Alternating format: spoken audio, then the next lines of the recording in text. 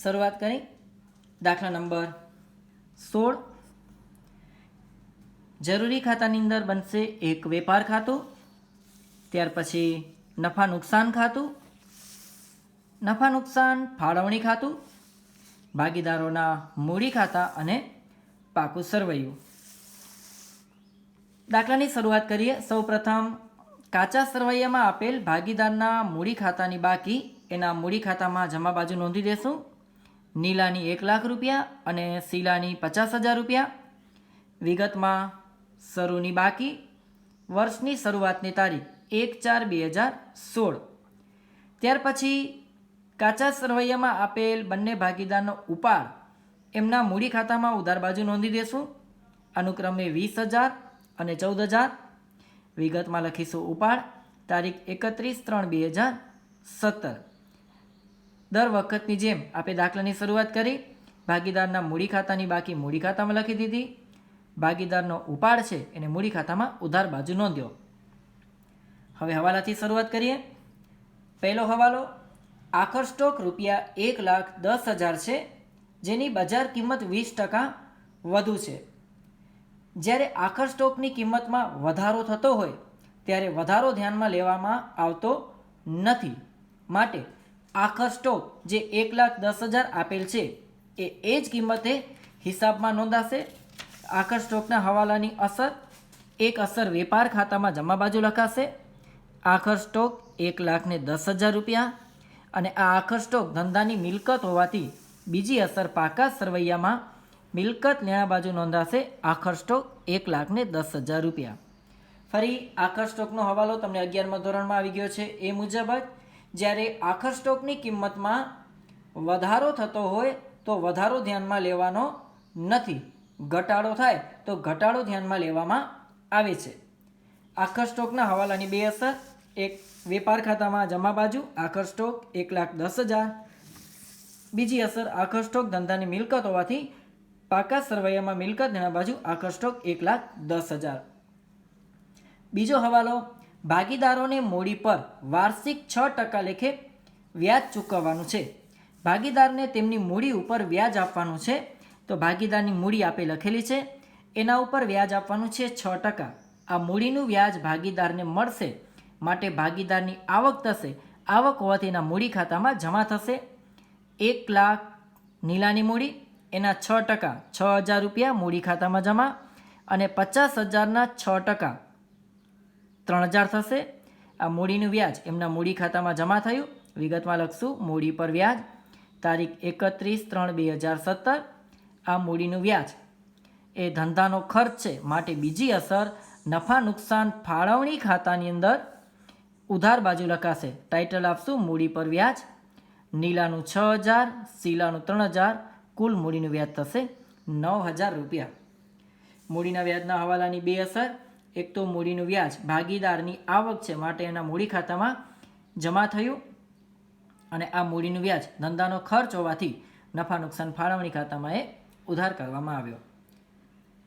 ત્યાર પછી હવાલા નંબર 3, ભાગીદારો પાસેથી ઉપાડ પર વ્યાજ વસૂલ કરવાનું છે.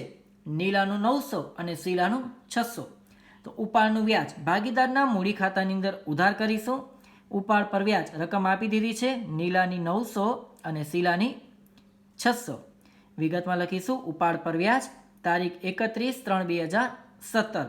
આ ઉપાડનું વ્યાજ એ ધંધાની આવક થાય છે માટે નફા નુકસાન ફાળવણી ખાતામાં એને જમા કરવામાં આવશે. શીર્ષક આપશું ઉપાડ પર વ્યાજ. નીલાનું 900, શીલાનું 600, કુલ ઉપાડનું વ્યાજ 1,500 રૂપિયા. ત્યાર પછી હવાલા નંબર 4, દેવાદારો પર 5% ગાલખા અનામતની જોગવાઈ કરો. દેવાદારનો હવાલો આવ્યો. તમને કાચા સરવૈયામાં દેવાદારો આપેલા છે. દેવાદારો મતલબ ગ્રાહકો. ગ્રાહકો માટે શબ્દ વાપર્યો છે 90,000 રૂપિયા. જો કાચા સરવૈયામાં ગ્રાહકો શબ્દ વાપરેલ છે જે આપેલ છે 90,000 રૂપિયા. હવાલામાં કીધું છે 5% ગાલખા અનામતની જોગવાઈ કરો. તો 90,000ના 5% 4,500 એ બાદ થશે. બાકી આવશે 85,500. અને ગાલખા અનામતનો હવાલો આવે એટલે આપણે નફા નુકસાન ખાતામાં ફોર્મેટ બનાવીએ છીએ ગાલખાત કાચા સરવૈયા મુજબ વત્તા ગાલખાત હવાલા મુજબ વત્તા ગાલખાત અનામત હવાલા મુજબ ત્રણેયનો સરવાળો કરશું, એમાંથી બાદ કરશું ગાલખાત અનામત કાચા સરવૈયા મુજબ. તો સૌથી પહેલાં હવાલાવાળી વિગત લઈ લઈએ. તમે જોઈ શકો છો પાકા સરવૈયામાં ગ્રાહકો અથવા તમે આને દેવાદાર પણ લખી શકો છો, દેવાદારો. એમાંથી ગાલખાત અનામત બાદ કરી 4,500 જે હવાલા મુજબની થઈ, એટલે હવાલા મુજબ ગાલખાત અનામત છે 4,500 એ નફા નુકસાન ખાતામાં લખીશું. ગાલખાત અનામત હવાલા મુજબ 4,500, ગાલખાત હવાલા મુજબ નથી એટલે કાંઈ નહીં. હવે કાચા સરવૈયામાં આપેલ ગાલખાત અને ગાલખાત અનામત નોંધી દઈએ. તો તમે જોઈ શકો છો તમારા કાચા સરવૈયામાં ગાલખાત આપેલી છે ઉધાર બાકી 400 રૂપિયા અને કાચા સરવૈયામાં ગાલખાત અનામત આપેલ છે 1,300 રૂપિયા. ત્રણેયનો સરવાળો કરીએ 400 વત્તા 4500 કુલ થયા 4,900, એમાંથી 1,300 બાદ કરીશું એટલે બાકી રકમ રહેશે 3,600. તમારો ગાલખાત અનામતનો હવાલો થયો પૂરો. પાંચમો હવાલો, હિસાબી વર્ષના અંતે ચૂકવવાના બાકી ખર્ચા આ મુજબ છે. ભાડું 300 અને પગાર 950. ભાડું ચૂકવવાનું બાકી છે 300 રૂપિયા. તમને કાચા સરવૈયામાં ભાડું આપેલ છે, એના માટે શબ્દ વાપરેલ છે ભાડું અને કરવેરા. એ તમને આપેલ છે 12,000. આ ભાડું અને કરવેરા ખરીદી સિવાયનો ખર્ચ છે માટે નફા નુકસાનમાં નોંધાશે. ભાડું અને કરવેરા 12,000. હવાલામાં જણાવ્યું છે 300 રૂપિયા હજી ચૂકવવાના બાકી છે એટલે 12,000 ઉમેરાશે વત્તા ચૂકવવાના બાકી 300 એટલે કુલ ભાડું અને કરવેરાનો ખર્ચ થશે 12,300 રૂપિયા. અને આ ચૂકવવાનું બાકી જે ભાડું છે 300 રૂપિયા, હવાલાની બીજી અસર પાકા સરવૈયામાં મૂડી દેવા બાજુ આવશે, કારણ કે ધંધાનું દેવું છે, દેવું હોવાથી ચૂકવવાનું બાકી ભાડું 300 રૂપિયા. આવી જ રીતે પગાર ચૂકવવાનો બાકી છે 950. કાચા સરવૈયામાં પગાર આપેલ છે તમને 23,000 રૂપિયા, જે ખરીદી સિવાયનો ખર્ચ છે માટે નફા નુકસાનમાં નોંધાશે. પગાર 23,000. હવાલામાં કીધું છે હજુ 950 ચૂકવવાના બાકી છે એટલે ભાડામાં જેમ ઉમેર્યા હતા એ મુજબ જ વત્તા ચૂકવવાના બાકી 950 એટલે કુલ પગારનો ખર્ચ થશે 23,950. અને જે 950 ચૂકવવાના બાકી છે એની બીજી અસર પાકા સરવૈયામાં મૂડી દેવા બાજુ નોંધીશું. ચૂકવવાનો બાકી પગાર 950. ત્યાર પછી હવાલા નંબર 6, મશીનરી પર 10% અને ફર્નિચર પર 5% ઘસારો ગણો. સૌથી પહેલાં વાત કરીએ મશીનરીની. તમને કાચા સરવૈયામાં મશીનરી આપેલ છે 36,500. મિલકત તરીકે મિલકત તેના બાજુ નોંધીશું. હવે કાચા સરવૈયામાં મશીનરીનો ઘસારો પણ આપેલ છે 3,500 અને ફરી પાછો ઘસારો ગણવાનું કીધું છે. તો જ્યારે કાચા સરવૈયામાં ઘસારો આપી દે અને ફરી પાછો ઘસારો ગણવાનો હવાલો આવે ત્યારે કાચા સરવૈયામાં આપેલ ઘસારો પહેલાં તો મિલકતમાં ઉમેરી દઈશું. મશીનરીનો ઘસારો જે કાચા સરવૈયામાં આપેલ છે, તમારી જાણ ખાતર અહીંયા લખી દઉં છું, કાચા સરવૈયા મુજબ 3,500 રૂપિયા આમાં ઉમેરી દઈએ એટલે નવી મશીનરીની કિંમત થઈ જશે 40,000 રૂપિયા.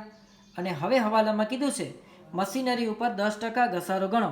તો 40,000ની મશીનરી થઈ એના 10% 4,000 રૂપિયા ઘસારો બાદ બાકી કિંમત રહેશે 36,000 રૂપિયા. અને 40,000માંથી 4,000 બાદ કર્યા આ ઘસારો ધંધાનો ખરીદી સિવાયનો ખર્ચ છે માટે બીજી અસર નફા નુકસાન ખાતામાં ઉધાર બાજુ નોંધીશું. મશીનરીનો ઘસારો 4,000 રૂપિયા. આ હવાલો આગળ આવી ગયો છે એક વખત. ત્યાર પછી ફર્નિચર ઉપર 5% ઘસારો ગણવાનો છે. તો ફર્નિચર તમને કાચા સરવૈયામાં આપેલું છે 12,000 રૂપિયા. ફર્નિચરનો ઘસારો કાચા સરવૈયામાં આપેલ નથી, સીધો આના ઉપર 5% ઘસારો ગણવાનો છે. તો 12,000ના 5% કાઢશો તો 600 રૂપિયા થશે. કરશો બાદ માઇનસ ઘસારો 600, બાકી ફર્નિચરની કિંમત 11,400 રૂપિયા. અને આ ફર્નિચરનો ઘસારો ધંધાનો ખરીદી સિવાયનો ખર્ચ હોવાથી નફા નુકસાન ખાતામાં એ ઉધાર થશે. ફર્નિચરનો ઘસારો 600 રૂપિયા. હવાલા થઈ ગયા પૂરા. કાચા સરવૈયાની બાકીની વિગતો છે એ વાર્ષિક હિસાબમાં મૂકતા જઈએ. સૌથી પહેલાં છે ભાગીદારની મૂડી અને ઉપાડ, એ આપણે લખી દીધા છે. ત્યાર પછી છે વેપારીઓ અને ગ્રાહકો એટલે કે દેવાદારો અને લેણદારો, જેમાં ગ્રાહકો એટલે કે દેવાદારો આપણે લખી દીધા છે પાકા સરવૈયામાં. મિલકત તેના બાજુ જોઈ શકો છો હવાલામાં આવી ગયા. પણ વેપારીઓ એટલે કે લેણદારો લખવાના બાકી છે 60,000.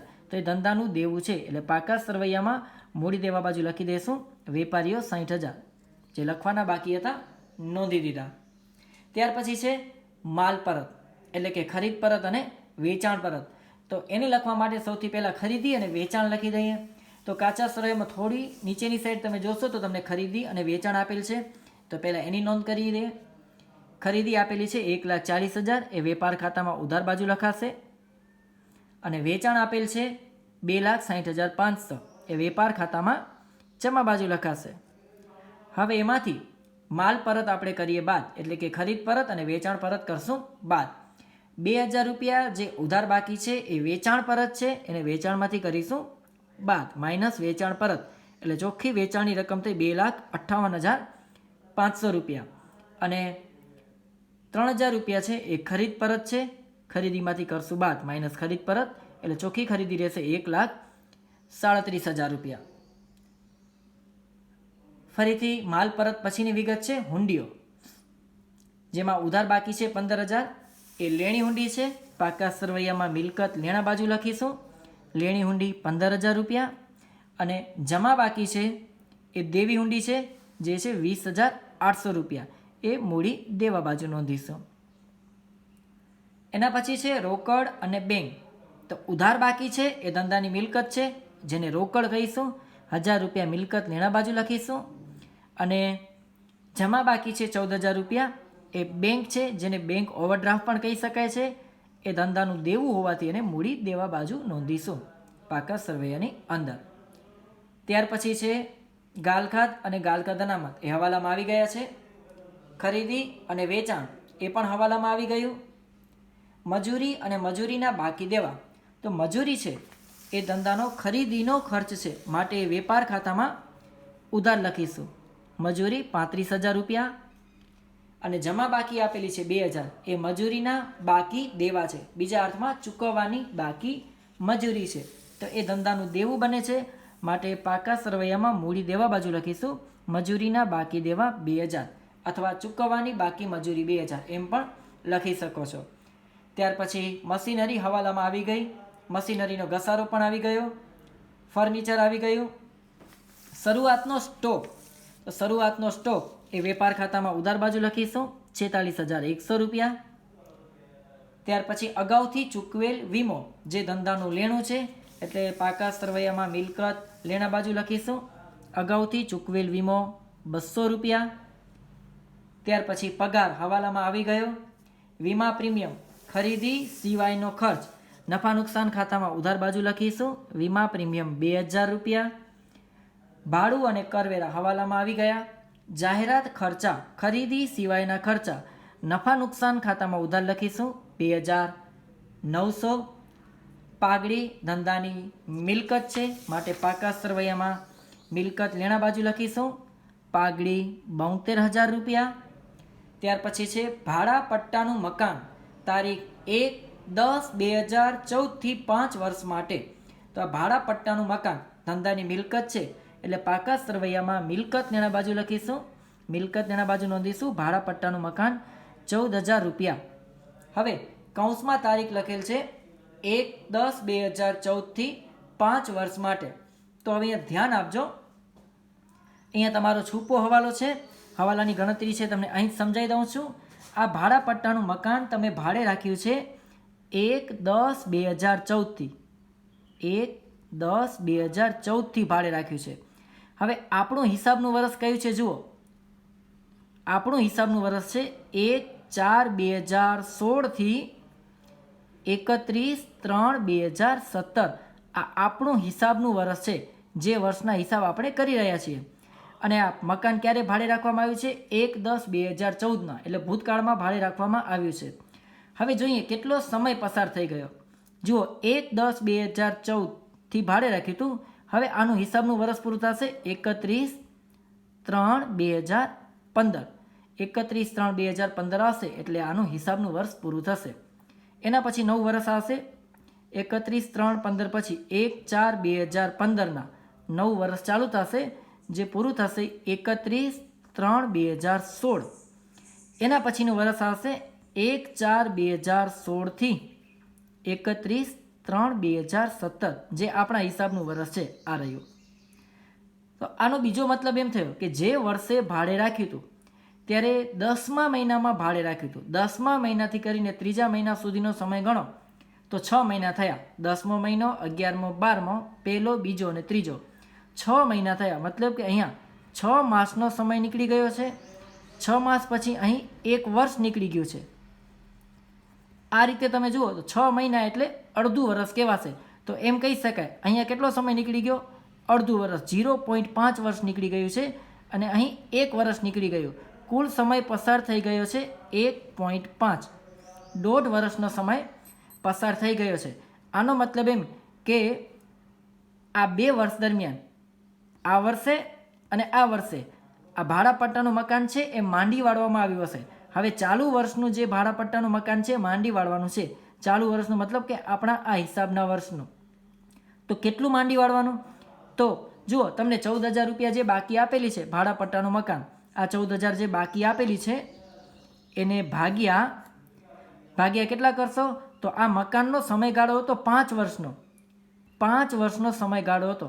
5 વર્ષમાંથી 1.5 વર્ષ નીકળી ગયું છે. એ બાદ કરતાં બાકી રહે છે 3.5 વર્ષ.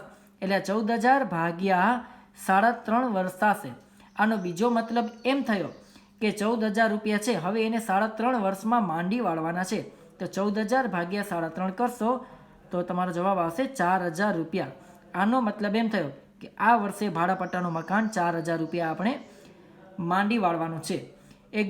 એકદમ ટૂંકમાં સમજૂતી જોઈતી હોય તો એમ કહી શકાય કે 14,000 છે એને કેટલા વર્ષમાં માંડી વાળવાના છે?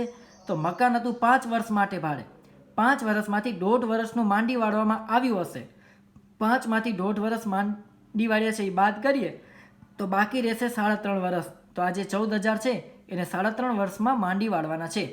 14,000 ભાગ્યા 3.5 કરશું તો 4,000 થશે. તો આ 4,000 રૂપિયા તમે પાકા સરવૈયામાંથી બાદ કરશો, માઇનસ માંડી વાળ્યા 4,000 એટલે ભાડાપટ્ટાનું મકાન થશે 10,000 રૂપિયા.